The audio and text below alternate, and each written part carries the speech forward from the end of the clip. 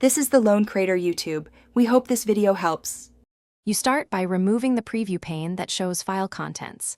Open File Explorer with Windows plus E, then go to the View tab and locate Preview pane.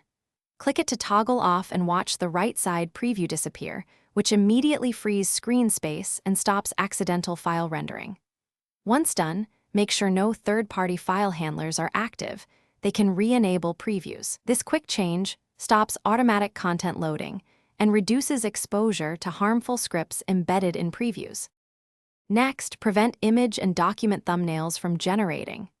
Open Control Panel, go to System, choose Advanced System Settings, then Performance Options. Uncheck Show Thumbnails instead of icons, so Windows displays icons, not previews. This reduces disk access and prevents embedded preview content from loading.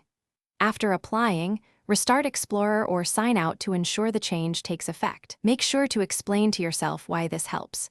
It blocks automatic rendering of file internals and speeds folder browsing on large directories. Finally, stop apps from generating previews in the background. Open Settings, go to Privacy, then Background Apps, and disable any app that previews files. For stubborn file types, remove preview handlers via the registry, hkcr \**shellx\preview handlers, or use a trusted app to manage handlers. Be careful and back up the registry first. Once finished, test by opening folders with sample files. If previews still appear, restore the registry backup and troubleshoot specific apps.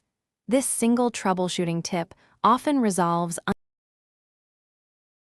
Thanks for watching. Consider subscribing if we helped you.